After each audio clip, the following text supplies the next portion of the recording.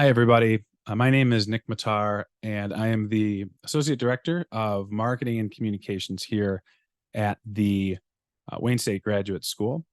And welcome to our first online session here for the Professional Development Series for the 2023-24 school year. We have a pretty large registration list for this event. Over 300 people registered to learn a little bit more about the recent Supreme Court ruling today. And so this should be an interesting session. Most of the sessions that we have hosted in the past, and a lot of the online events that we have that we're planning to host this year, are more in a presentation format where there's time for Q&A at the end. However, this is going to be a little bit different. We encourage questions from the audience, and this will be more of a Q&A format with myself as the moderator and Dean Amanda as our speaker. We'll start with the Dean just talking a little bit about the facts of the case and kind of what's been happening. And then I will come back to the proverbial stage here and host more of a Q&A. So at that point, I do have a couple of questions that I'll begin with, but then I encourage everybody as we go through to post your questions in the chat. We're not going to do the unmuting and, coming up onto the stage to talk, but just drop your questions in the chat as they relate to this case. And as you hear Dr. Amanda talking here at the beginning with the facts of the case, if that, gets any questions going for you, please, feel free to drop them in the chat at any moment. I'll be going through there and I'll try to get as many of them as possible throughout our time here. We only have about now 55 minutes. So I don't want to spend too much time with the administrative stuff, but I will just really quickly include a plug for a couple of our upcoming events. We have a lot more in-person events happening this year through the graduate school. Those begin next week. I'll be hosting an event on how to network. That's going to be happening in the undergrad library next Tuesday afternoon at 3 p.m.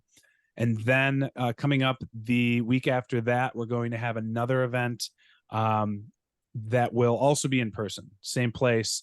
And we will be having a session on conflict resolution. And then our next online event will be happening on Tuesday, October 3rd, where our Director of Career Services will be joining us in a Zoom forum like this to talk about negotiating your salary and understanding your worth as a professional in whatever your career field is. So that's our upcoming schedule. You can check out them all at gradschool.wayne.edu.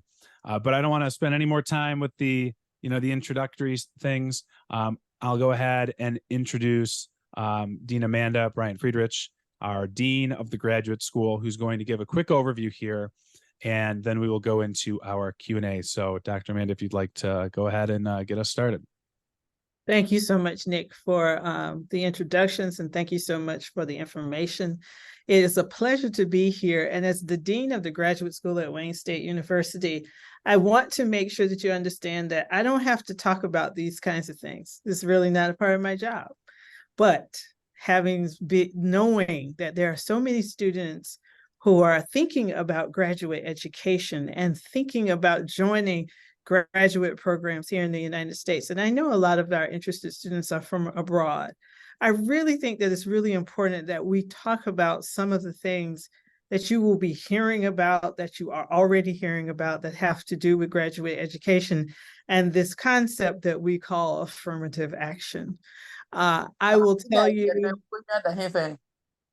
Uh-oh, somebody's unmuted.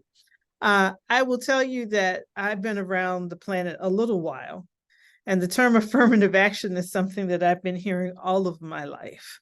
And to be honest with you, when it came back up again in recent years in the context that it is, I was very disappointed, because it is something that I was hoping that I would not have to deal with again in my life. And it's something that I was hoping that my 21-year-old and my 12-year-old wouldn't have to deal with either. But that is not the case. And so one of the things that I want you to understand is affirmative action was legally a way for people to bring in people who came from racial minority groups into organizations, into employment. And it was equated with things like quota systems and things like that, which were very, very difficult for people of color in the United States. And now we started moving towards talking about these things using terms such as DEI, diversity, equity, and inclusion. And then we added on all kinds of letters at the end, access, justice, all that kind of stuff. But at the end of the day, what this is all about is giving people access to education in the context of graduate education, no matter who they are and no matter where they come from. And so the Supreme Court decision, and I want to first of all let people see who are the members of the Supreme Court of the United States. So here you see the 2022-23 U.S. Supreme Court. We call them the SCOTUS, so the Supreme Court of the United States. And you'll see there that there's Chief Justice Roberts, Justice Thomas, Alito, Sotomayor, Gorsuch, Kavanaugh, Barrett, Ketanji Brown Jackson. She's a sister, so I had to call her whole name out, and Elena Kagan. So you see the members of and they are actually coded here, and this is not by my design. You'll notice this comes from the Council of Graduate Schools, but as conservative or liberal or somewhere in between. And so what you will notice here, those who are in bold red are considered our conservative justices. Those in bold blue are considered our liberal justices. And those who are in muted colors, light red or light blue, they're considered to be more moderate, but leaning towards liberal or conservative. So what you will notice very quickly there is that there are 3 justices who are considered to be more liberal, and there are 6 justices that are considered to be more conservative. And the more conservative justices are the ones who are really interested in rolling back the things that the United States has done in the recent past to try to diversify our institutions of higher education. And so the next slide here is just going to show you a little bit of history. So very recently, in June 29th of 2023, the United States Supreme Court found that Harvard's and UNC's race-conscious admissions practices are unconstitutional. So there's a lot behind that statement, because this actually is a decision that was made at the Supreme Court level. So remember that this has gone through many different levels of local, state, regional government and justice systems before it got to the Supreme Court. There was a group of students who thought that their admissions had been hindered because of the fact that Harvard, our premier institution in the United States, and the University of North Carolina, which is in my home state of North Carolina in Chapel Hill, was actually then taking race into consideration when it came to admitting students. And so then these justices decided that that was unconstitutional. So we're going to kind of think about, what does it mean to be race conscious? So that's one of the things that we want to kind of grapple with as we go through this conversation. So the majority opinion, and those were the justices that were in the red or light pink, decided, and you will see here that the decision, so when these opinions are written and a ruling is made, there is a majority opinion and a minority opinion. So Chief Justice Roberts wrote the majority opinion, which says, many universities have for too long concluded wrongly that the touchstone of an individual's identity is not challenges bested, skills built, or lessons learned, but the color of their skin. Our constitutional history does not tolerate that choice. So that is, in essence, what the decision is based on, that it was unconstitutional to use race in admissions. The minority opinion here was written by Justice Sotomayor, but this statement was one that I decided to pull out from Justice Ketanji Brown Jackson, which says the takeaway is that those who demand that no one think about race, a classic pink elephant paradox, refuse to see, much less solve for, the elephant in the room, the race-linked disparities that continue to impede achievement of our great nation's full potential. Now, if everybody out there is like me, I was like, what in the world is a pink elephant paradox? Well, of course, a pink elephant paradox means that when you think about something, it actually consumes your thinking when you're told not to think about it. So if you're told not to think about race, then race actually is then going to consume your thinking. And so that is what she's saying there. So there's some very important things here that in her minority opinion, in her context here, talking about the race-linked disparities. And so two things I'll bring up here is that Justice Roberts says that the universities have for too long. Too long is putting time on this. And so that's one of the things we have to think about. How long should our country be considering race in the kinds of decisions that are made? And then, of course, Justice Ketanji Brown talks about race-linked disparities. So if the disparities are still there, is it time now to take away things that are linked to race? So I will pose that question to you as you're thinking and listening to the presentation here. So what is the impact on admissions? So if we wanted to take into consideration things about an individual, the maximum impact on decision at university is going to be any university that use, and this is for public and private institutions. So don't think that private institutions are not held harmless here because they also receive federal funding. So if they use an individual's race or ethnicity as a condition to qualify for admission, then that is at maximum going to be eradicated. That cannot happen anymore under this ruling.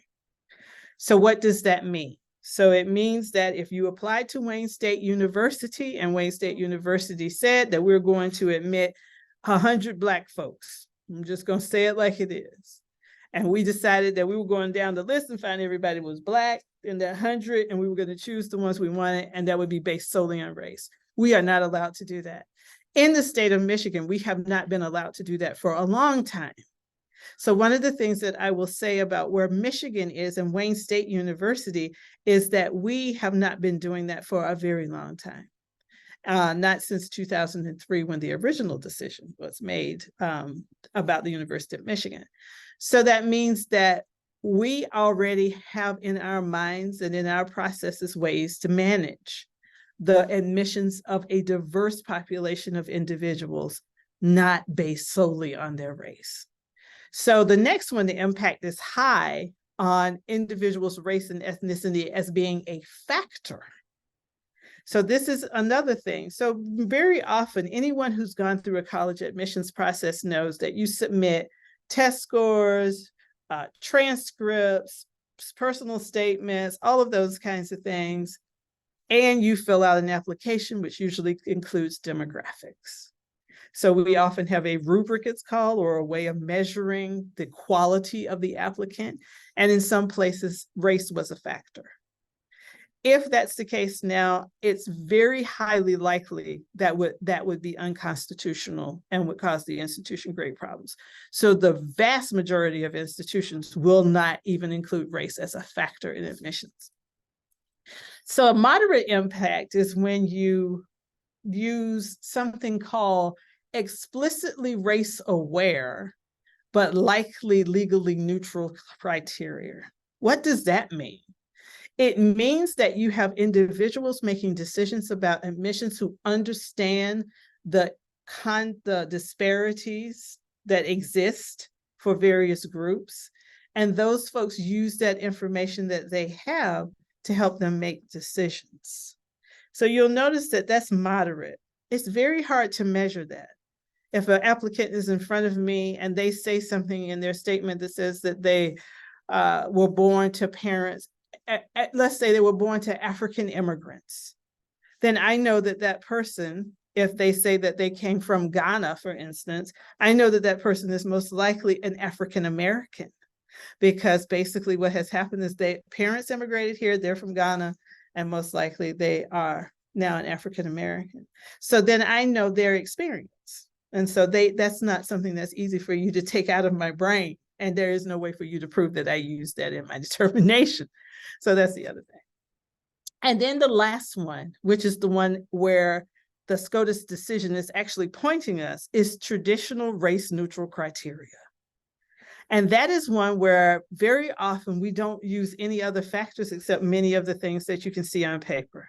We see test scores and, like I mentioned before, transcripts and things like that. And so we know from historical precedent in the state of Michigan, as well as in the state of California, that traditional race neutral criteria really has an impact on the diversity of incoming student classes.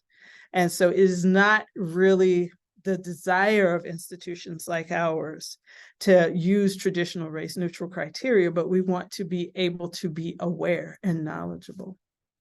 So that's kind of where the impact is. So how can we then continue to support diversity in graduate education?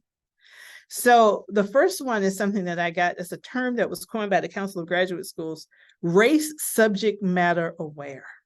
It's about knowledge. It's about knowledge. And being a person who has a background like mine, where I have lived in many countries, I've interacted with students from many different places, all of these kinds of things, and being born African American to the descendants of slaves in North Carolina, race subject matter aware to me is one of the biggest topics I think that anyone could ever encroach upon. It's really hard to do, but we have to challenge ourselves as people who make decisions about the admission of any young individual into an institution to make sure that we are aware of looking at who it is who is trying to enter our institution.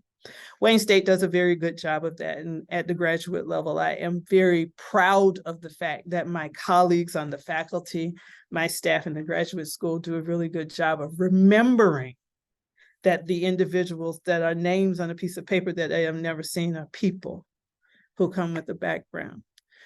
The other thing that we want to do is remove barriers. There's so many barriers to access to graduate education. And many folks get into undergraduate education. They get a bachelor's degree in all of the different subjects, but making the transition from a bachelor's degree to a graduate degree can be huge, especially when we talk about the idea of the application process. I know that many of the students who apply here from countries outside of the United States even have issues with the transaction that allows for you to pay an application fee. So we want to make sure that we're aware of barriers, and it puts the onus on us that we communicate with people who want access to the graduate education at Wayne State and know what it is that we need to do to remove those things. Climate is the next thing. Getting people into an institution is one thing, graduating them is another one. And so making sure that when we bring folks into our institutions, that they feel like they're supposed to be there. We're not talking about if it's hot or cold or if it's snowing in the wintertime in Detroit, because it's going to snow here. But when it snows here in Detroit, we want you to feel like you know someone that you can ask, where can I buy a pair of shoes so that my feet don't get wet? I mean, that's the kind of thing that you need to feel included. And that's the kind of thing that you need to know when you come into an institution. And so we have to really work on that aspect. It is what we do. The holistic admissions process is the one where we really look at every piece of the applicant. If you're sending your application in and we ask you to write a personal statement, we want you to write about you. We don't want you to write to us about some grand story that makes you sound wonderful. I need to know who is it that's on the other side of that piece of paper that I'm trying to decide if they deserve a place in my program. And as a pharmaceutical scientist, there are lots of students who have very, very strong STEM backgrounds that I see their applications, but they all start to look the same. So that personal statement is the one thing that tells me. And then, of course, we bring you in, or we call you up and we interview you on Zoom, or somehow we get in touch with you, because then we actually get to have a conversation with the individual that we're trying to admit. So those four things I personally believe, and I'm taking this one on myself, are 4 of the things that we can do to continue to have diverse graduate education at Wayne State and at other institutions across the country. So there's one more thing I want to share before we get to questions. And because we have potential students out there, I really wanted to show you this because I think it's important if you're trying to make decisions. So what you see here is a map of the United States, which is kind of in a weird way because it's got all of these hexagons, but it is about anti-diversity, equity, and inclusion legislation that has been proposed in the United States.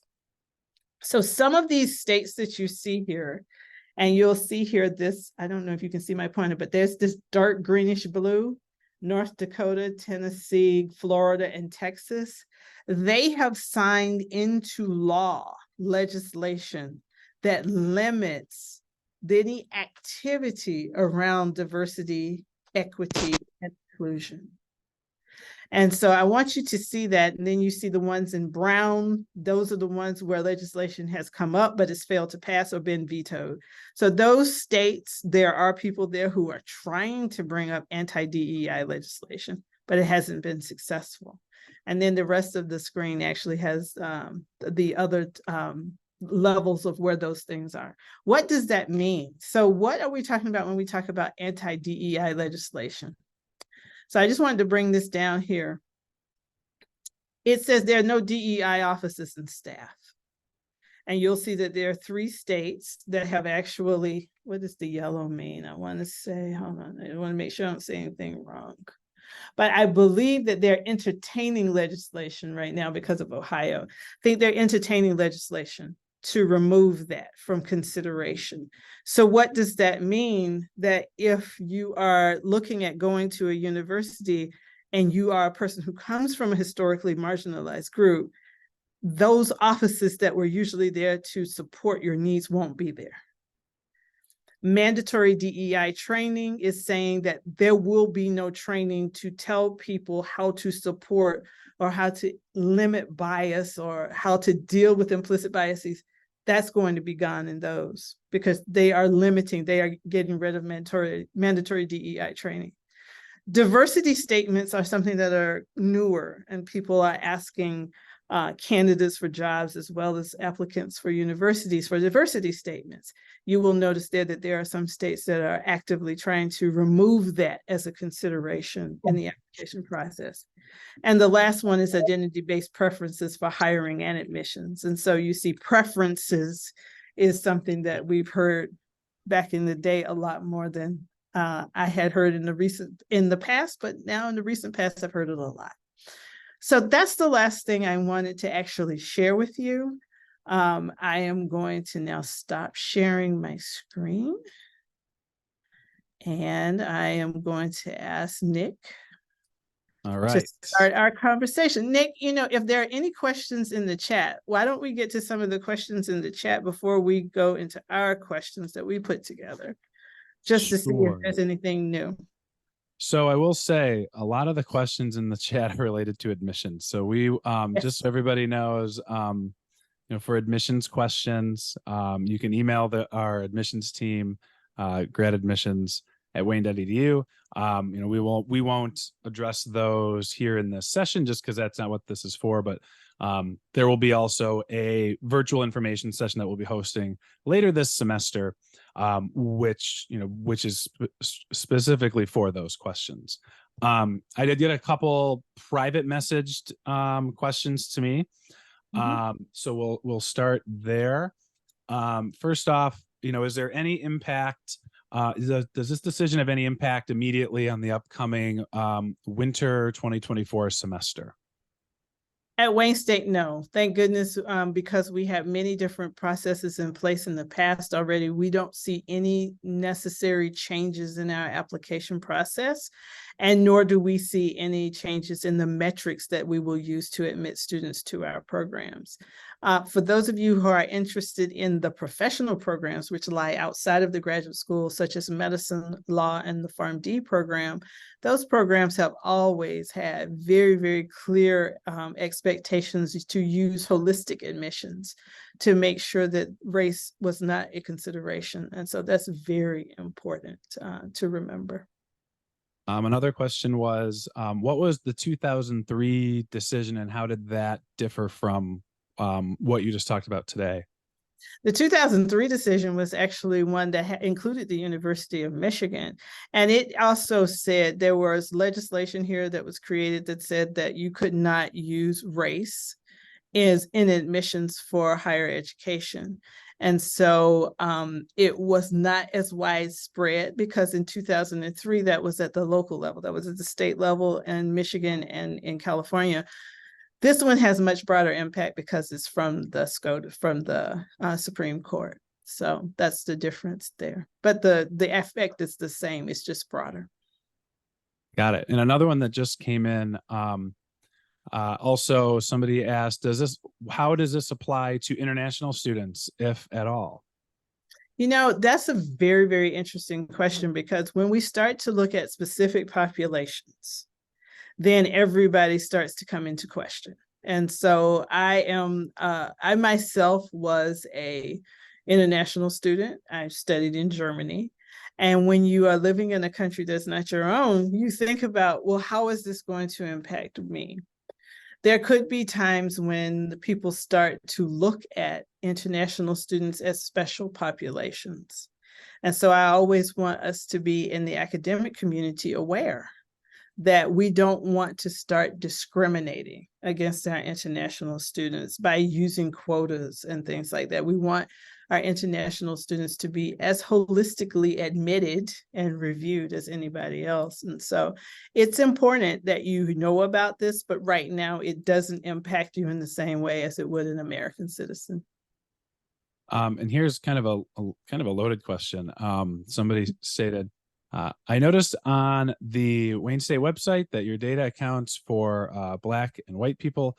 Do you also have data for other people of color, and how would those be impacted in the admission process?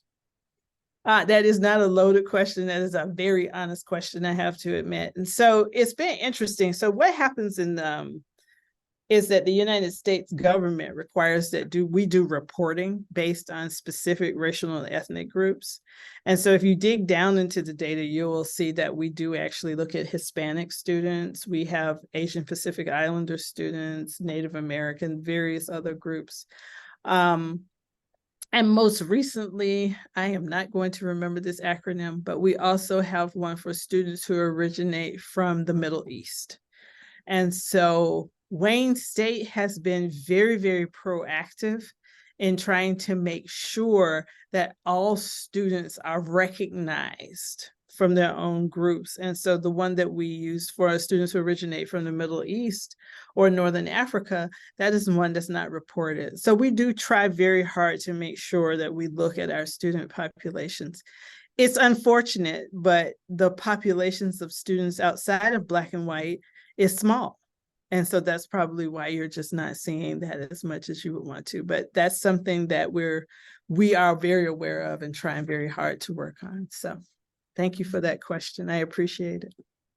All right, here's another one. How does this decision affect the outreach and recruitment of prospective students based on race?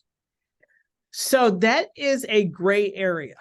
And that is one of the things that is really for someone like me who leads initiatives on campuses to know when we are actually falling outside of our legal boundaries.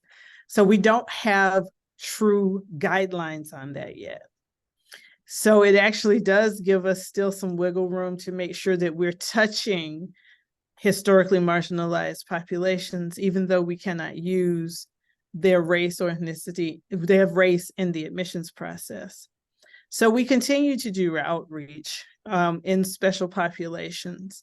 And those students then actually get the benefit of interacting with the university, and we can use that information in a more holistic process.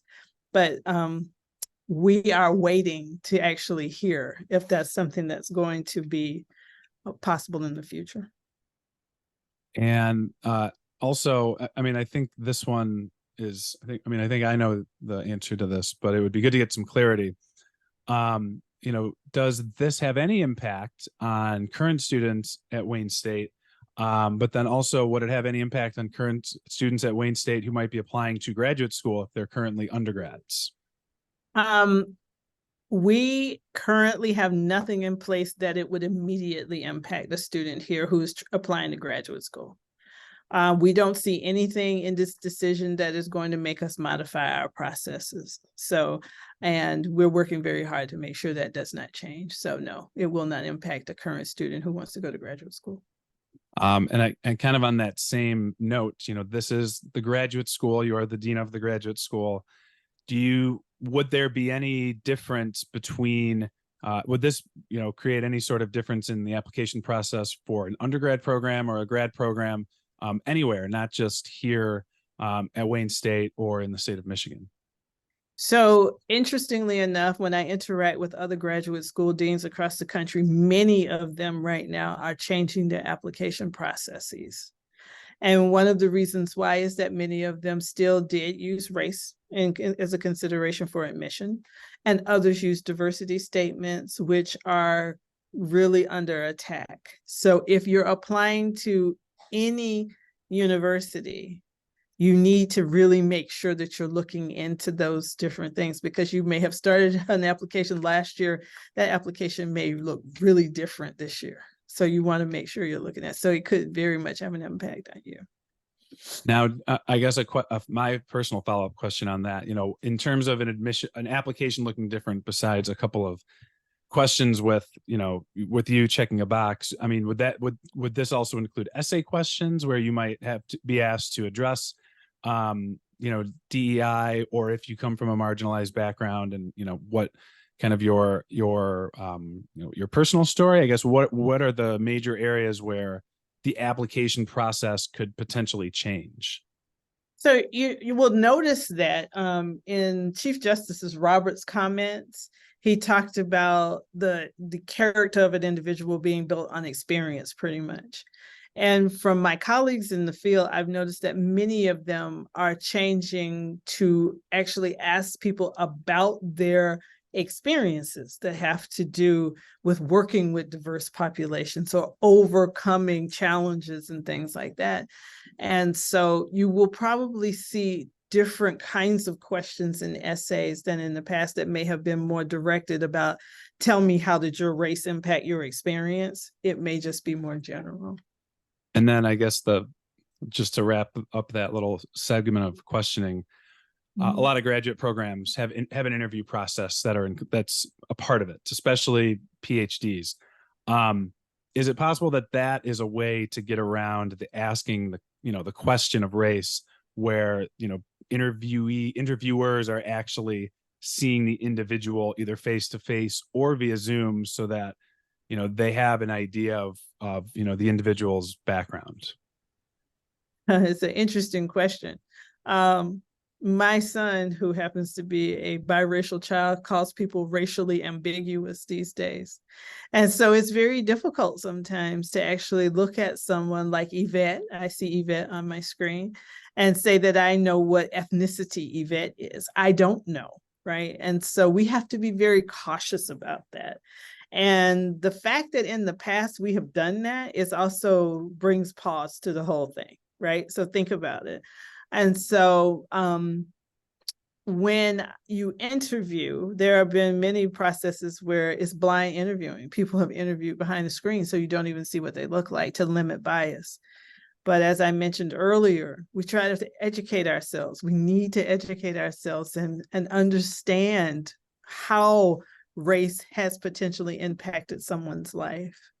And so I'll just say this, at the end of the day, we're all human beings. Those of us who make the decisions, those of us who come in for the interview, you bring your own experience to the table. So if I see a young African-American woman and she tells me she's from the city of Detroit, then I'm going to immediately have something in my head about what kind of experience she may have had. And then it becomes a conversation. So that's kind of how I see that. All right. Here's a couple of questions that deal with current students. First off, would this decision affect pipeline programs that may target students based on a racial identity? Yeah, so I'm the PI on one of those programs, the Rebuild Detroit program. And that program is a program that is supported by the National Institutes of Health, a federal agency. And so when we talk about pipeline programs, that's one of those areas where I was talking about earlier. It's a gray area. So how do we actually utilize that? So the National Institutes of Health, excuse me for a second, helped us a lot because at the end of the day, it's not about race. We look at socioeconomic marginalization and socioeconomic differentials, and the National Institutes of Health guided those things. Pipeline programs that are organically created here at the university, they may be a little bit different, but not those that are guided by federal grants. A quick note, I saw a couple of people have raised their hands over the last couple of minutes. Go ahead and put your question in the chat. I have a lot of them in the private chat to me, so I'm just going to try to go through these in groups if at all possible. A follow-up question on that. Are there any conversations being had across programs with faculty or staff about how to support students of marginalized groups following this SCOTUS decision? I don't know who asked that question, but I'm so glad somebody asked that question, because actually today I was thinking to myself, we're not talking about this enough, because I know as a person of color who operates in this environment, I think about it. So I imagine that my students are thinking about it a lot too. And so we did have conversations among some of the deans that we need to bring this conversation to the campus, and we need to start talking about it. And we need to make sure that our students who do come from historically marginalized groups understand that we see them, that we know that this is something that may be impacting them. So no, we're not doing the best that we could. We need to do more. And whoever it is who actually asked that question, if you want to tell me how we should do more, then you can send a private message to Nick, or you can email me directly. Awesome. Yeah, I do know who sent it, and they smiled once you mentioned it was a good question. So, so another question: does religion play any role in this? No. So that is one thing I want you to be really clear on. What is it really about? It's only about race. Only about race. So please don't start talking about religion, because we don't want anybody to start looking at no, I'm just kidding. But yeah, this is only about race. So the other thing I wanted to make sure, since that question came up, is that this is only about college admissions. It's not about hiring. And so a lot of institutions were getting really confused. So does that mean that that these things won't be considered in hiring? That's not the case either. So. Okay. So why do schools ask for country of birth if you are a citizen? For example, what if you were adopted? Wow. Why do institutions ask for country of birth? This is a very, very good question. And it's requiring that I go back into my database of understanding metrics that are actually compiled by the government. So one of the things that you have to know as a student at an institution for higher education, undergrad or grad, so we have a lot of reporting things that we have to do. And I want to say that one of the things that we have to report is the birthplace of our students. I'm going to actually make sure myself that I go in and look at that, but because I personally don't really understand why we ask that either. But that issue, I'm almost sure it has to do with reporting. Wayne State doesn't use that information. That's not information that we use for anything that we make decisions on, allocation of resources or anything, but it could just be for reporting. Okay. Let's see. I think this is an interesting one. Does this decision mean that are African American do not stand a chance at graduate school at Wayne State University? No, thank God it doesn't mean that at all. Like I said, one of the things I really want you to leave here knowing is that Wayne State has been working on this issue for 20 years because we're here in the state of Michigan. And so we are always thinking about how best we can attract students to our institution who come from historically marginalized groups. We recognize that we are in a majority African American city. So that is a part of our mission, is to make sure that the African Americans who sit right outside my office, who are in the city, have an opportunity to get an education here. So we're very aware of that. So I definitely wouldn't say that. This decision is one that thankfully has much less of an impact on us here than it does in other states. So I hope that actually makes a lot of you decide to come to Wayne State instead of going to other places. Yeah. um that's that's a good way to put it. And just to kind of follow up on that, I think right now Detroit is about 75 or 76% African American, which I believe is still the highest proportion in any major city. But I know at one point it was up in the mid 80% percentage. So just some quick facts for you. Now I will say, we did get a question asking more about Surge when you were talking about the pipeline program. So I don't know if you could maybe spend a moment just talking a little bit more about it. I know we just finalized the current cohort for this year, but I think especially prospective students that are here today might like to just understand what it is that Surge is. And most prospective students here are looking at grad school, and that would put them more in the mentor role if they are eventually students here. So if you could just talk a little bit more about that. Sure. So Surge is a program that was actually created. The outline of it was created by my predecessor, interim dean of the graduate school, who has since left the institution.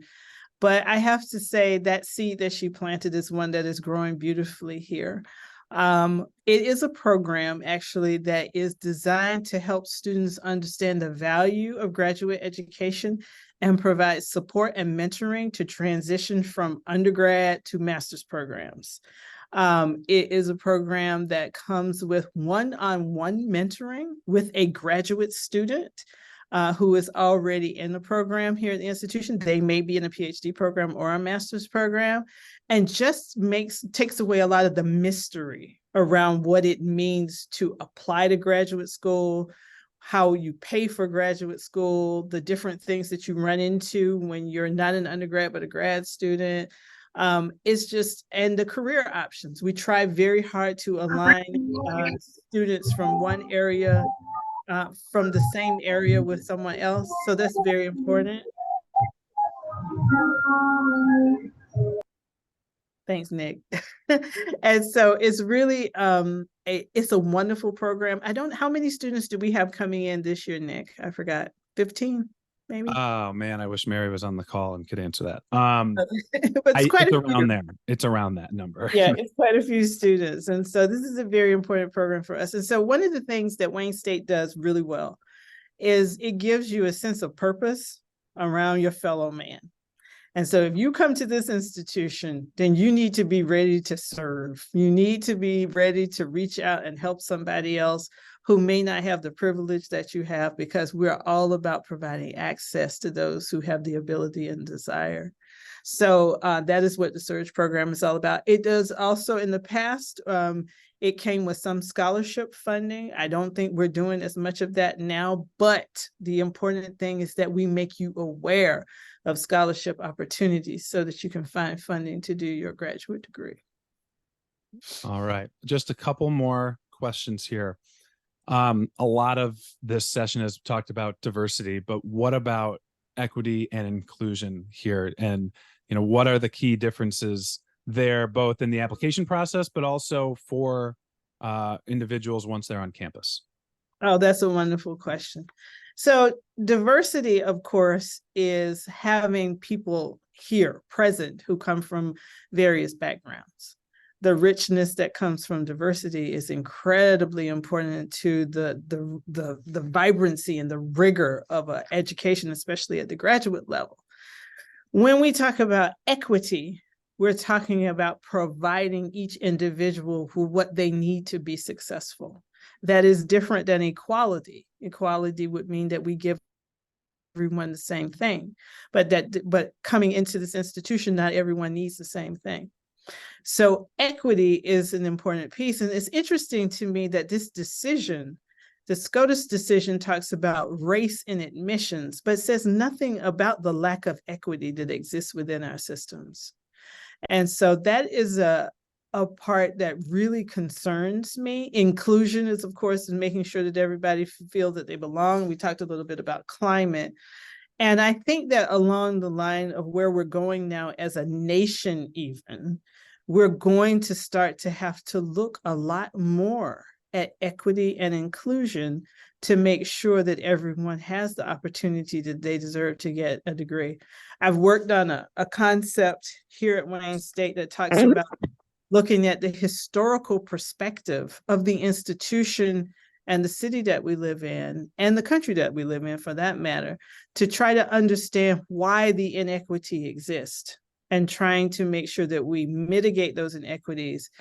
And we look at equity mindedness within individuals. Equity is all about how people treat each other, to be perfectly honest at the end, because people make systems and procedures. So that's what we do.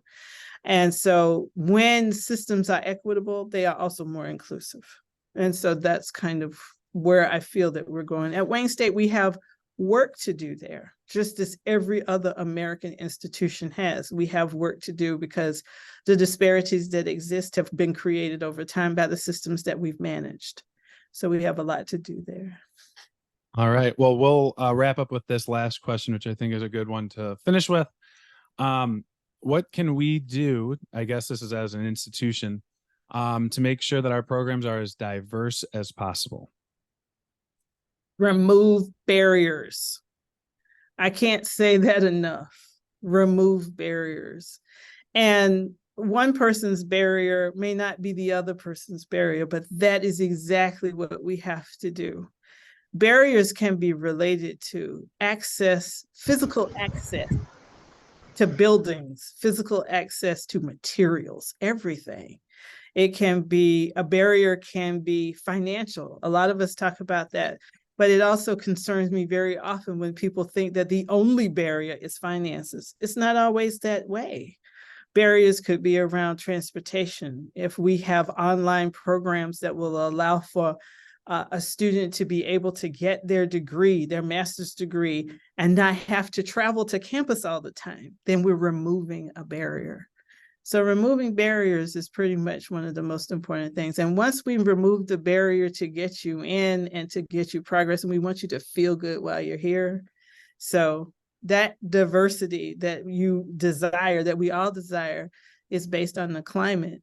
People have to feel like they can come here and be happy with their experience. So we have to make sure that we're doing well there. So I think those are the two primary things that we need to do to keep working towards the diversity that we really seek. Awesome. Well, thank you so much for sharing all of this insightful information today. I think we got to all of the questions specifically about this topic. I did see a lot of questions in the chat about admissions and applications. Again, our graduate admissions team is the place to go there. I'll put that email in the chat right now one more time. I will export the chat here and I'll make sure that everybody sees that the actual, when this next event is. But if you're in person, if you're on campus, if you are in the Detroit area, be sure to come by our next event. That's next Tuesday. You can register on the graduate school website. And you can learn a little bit more about the ins and outs of networking in person that I will be hosting then. So thank you again, everybody. Dr. Amanda, any final words? Yeah, I just want to say I am so happy to see so many potential students coming in today. I know that you're interested. Alhaji, is that your name? Alhaji? Did I say that right? I see you. It is nice to have you here. We do these kinds of things because we want you to get a feeling for this community. If you're interested in coming here, it helps you make your decision. We do have free applications right now, so you do not need an application fee waiver. Our applications are free for graduate school, so you don't have to worry about that. Continue to come to our events, invite your friends to our events, tell them to come as well. There's a lot of good stuff coming out of Wayne State, and we want you all to be a part of it. Excellent. Thank you so much. And thanks everybody for coming. And we will hopefully see you next time.